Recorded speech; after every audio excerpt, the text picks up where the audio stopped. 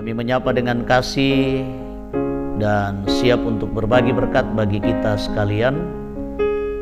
Bapak, Ibu, saudara-saudara, hidup kita bukan hanya tentang siapa saya, siapa kita, bukan tentang saya atau kita saja, tetapi juga tentang orang yang lain, orang-orang di sekitar kita.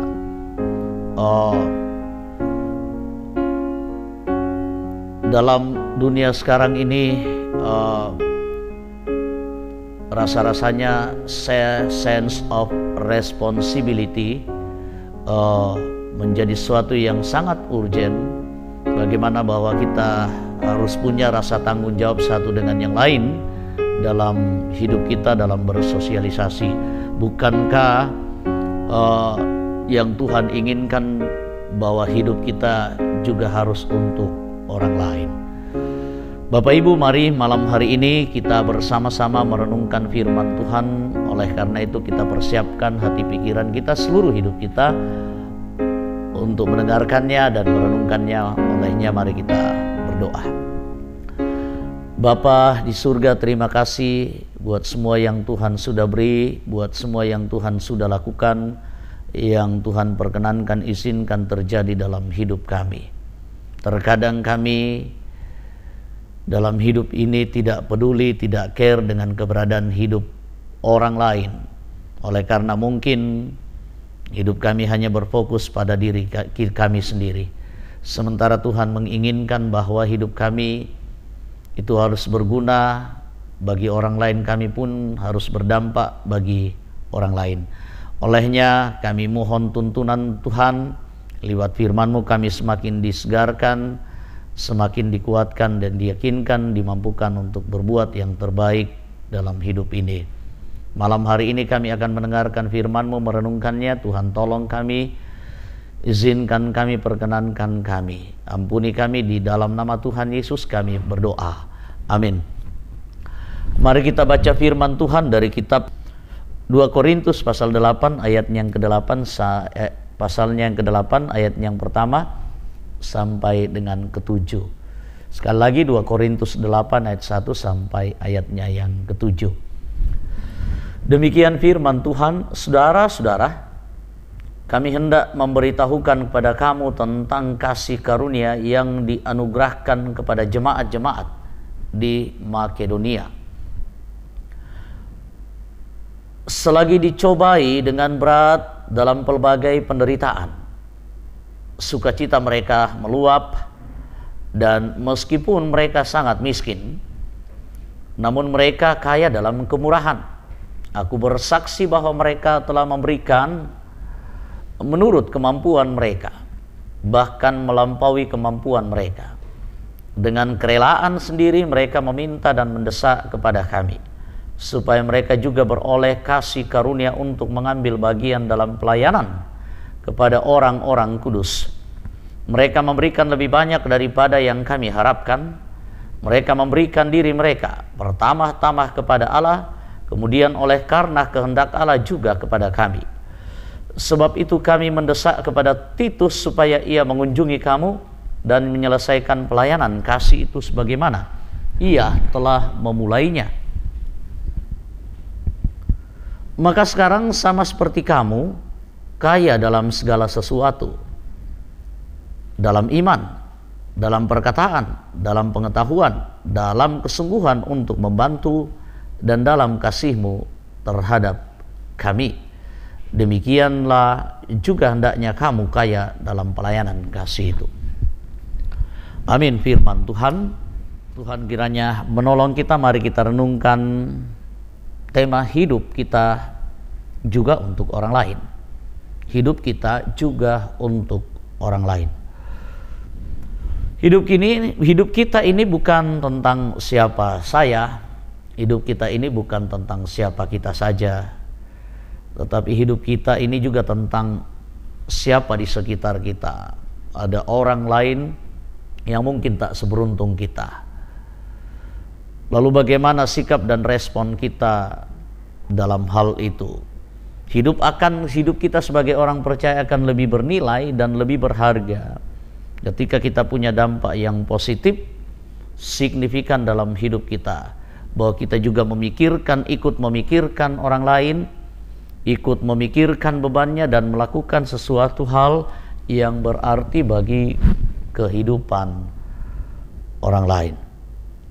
Ternyata kehidupan hidup tidak ditentukan oleh apa dan siapa kita, oleh apa dan apa yang kita miliki, tetapi hidup kita itu ditentukan oleh apa yang sudah kita lakukan kepada orang lain dengan semua yang kita miliki. Bapak, Ibu, saudara-saudara, seberapa jauh, seberapa besar, seberapa intens kita mencamkan itu dan memikirkan itu, berupaya untuk peduli dalam kehidupan kita, mengusahakan kebahagiaan hidup orang lain. Karena hidup kita ini bukan untuk diri kita sendiri saja, tetapi hidup kita juga ini untuk orang-orang yang lain. Nah, Paulus mengajarkan hal ini kepada kita sekalian malam hari ini, bahwa ia mengajarkan bagaimana hidup orang percaya, anak-anak Tuhan itu berarti, berdampak dalam kehidupan yang real, hidup dalam kasih yang real. Caranya bagaimana? Nah, ini menarik. Seorang Paulus menyampaikan pengajaran ini kepada orang-orang di Korintus, yang sebenarnya mereka adalah orang-orang yang begitu sangat potensi. Dalam kepelbagaian mereka juga adalah, di dalam jemaat Korintus mereka adalah orang-orang yang bisa diandalkan. Dari segi ekonomi, dari segi pendidikan, kemajuan dalam banyak hal, Korintus itu begitu sangat menjanjikan. Nah, ajakan ini disampaikan oleh Paulus kepada jemaat di Korintus supaya hidup juga dalam kasih, sebagaimana Kristus mengharapkan itu kepada kita semua, yang harus dinyatakan real dalam kehidupan kita. Nah, dalam bacaan kita, menariknya Paulus mengambil contoh keadaan hidup orang Makedonia yang keadaannya jauh berbanding terbalik dengan keadaan orang yang ada di Korintus. Bagaimana keadaan hidup orang-orang Makedonia? Mereka adalah orang-orang yang miskin. Hidup mereka saja kepayahan. Mereka juga adalah orang-orang yang tidak luput dari penderitaan, serba kekurangan. Kalau kita lihat dalam teks kita ya, orang-orang Makedonia itu adalah orang-orang yang menderita berat ya, malah dikatakan berat. Mereka sangat-sangat miskin. Hidup mereka begitu sangat luar biasa. Dalam keadaan mereka yang begitu sangat terbatas, dalam keadaan mereka yang begitu sangat berkekurangan, dalam keadaan mereka yang begitu sangat menderita, mereka juga memikirkan diri mereka, hidup mereka, tetapi keadaan mereka tidak menjadi penghalang untuk memikirkan keberadaan hidup orang lain, dan bahkan bertindak untuk hidup orang lain. Bertindak bagaimana mereka? Ya, mereka bertindak, memikirkan, melakukan sesuatu dengan cara membantu dalam kekurangan mereka orang-orang yang ada di Yerusalem, yang saat itu juga sangat menderita karena bencana, kekurangan dan kelaparan. Nah, menariknya ini dijadikan contoh. Ini loh orang Makedonia dalam keadaan mereka yang miskin, yang juga menderita, serba kekurangan, hidup mereka kepayahan, mau peduli dan melakukan hal yang begitu sangat menakjubkan, menolong orang, berbagi kasih, memikirkan kehidupan orang lain yang ada di Yerusalem. Ini loh, di Korintus Paulus dan Titus sedang menggalang dana untuk menolong orang yang kelaparan, kekurangan di Yerusalem. Jadi Yerusalem mengalami bencana itu. Nah, dalam penggalangan dana, Paulus berkhotbah dengan menyampaikan keteladanan orang-orang Makedonia. Nah, Bapak Ibu, saudara-saudara, apa yang bisa kita petik dari sini? Pertama adalah hidup kita memang bukan untuk diri kita sendiri. Apapun keadaan kita, apapun keadaan kita, Tuhan menginginkan kita semua harus tergerak hati kita memikirkan orang lain, peduli orang lain, dan bertindak sekecil apapun. Tetapi terkadang Bapak Ibu saudara-saudara, hal yang menjadi kendala utama dalam kehidupan kita adalah apa yang ada pada diri kita. Apa yang ada pada diri kita. Terkadang kita tidak bisa melakukan, menyatakan kepedulian itu karena keadaan kita yang mungkin tidak mungkin. Keadaan kita yang mungkin begitu sangat terbatas, akhirnya menjadi kendala bagi kita. Lalu menunggu kapan waktu baiknya baru kita bisa melakukan itu, menjadi peduli. Nah, jangan-jangan hal yang kita lakukan selama ini hanya bersifat momentuman. Hanya melihat momen-momen tertentu saja. Lalu melihat keadaan kita yang juga bisa memberi. Belajar dari ini. Syukur kalau keadaan kita bisa dalam keadaan yang baik. Belajar dari firman Tuhan. Gaya hidup kita sebagai anak-anak Tuhan harusnya peduli terhadap keberadaan orang lain. Siapa mereka? Mereka adalah orang-orang yang membutuhkan bantuan kita, uluran tangan kita. Nah, ternyata hidup itu akan bermakna bukan ketika kita punya banyak sesuatu, bukan karena apa yang ada pada kita, tetapi apa yang sudah kita lakukan bagi orang lain. Itu hidup yang bermakna. Hidup kita bukan hanya untuk diri kita sendiri. Seberapa sulitnya pun keadaan kita, jangan menjadi kendala bagi kita untuk memikirkan, peduli, dan bertindak buat orang lain. Karena memuliakan Tuhan bisa kita nyatakan lewat cara dan sikap hidup kita, di mana kita melakukan kasih, kepedulian bagi orang-orang lain. Bukankah Yesus menginginkan itu? Paulus dengan tegas menyampaikan itu kepada kita malam hari ini. Jadi selagi waktu masih ada, selagi Tuhan berikan kesempatan kepada kita, nyatakan kasih dalam hidup kita.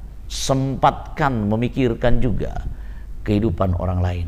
Jangan hanya mengejar ambisi, target pribadi, lalu kita kehilangan sense of responsibility.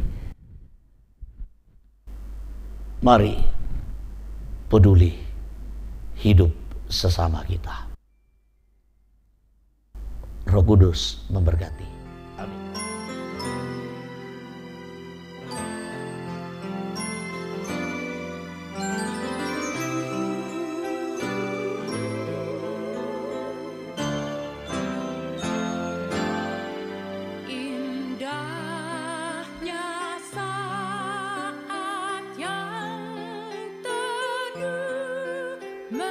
Menghadap tahta Bapa.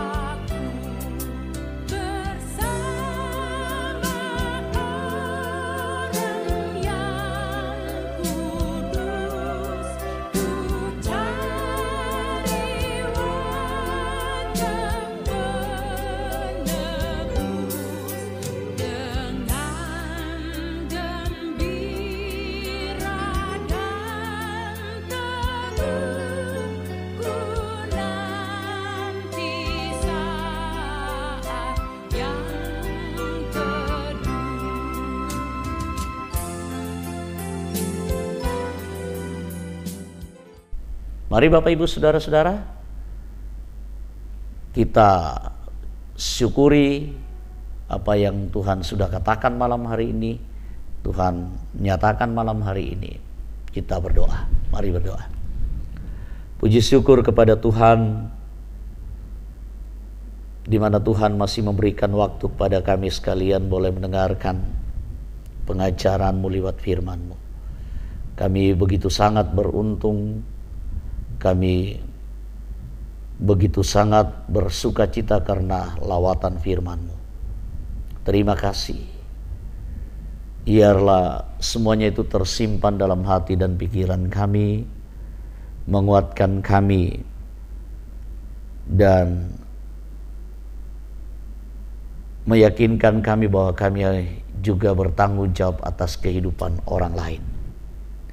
Kami juga harus peduli menyatakan kasih bagi siapa saja, sekalipun kami juga hidup kami tidak lebih baik daripada orang lain.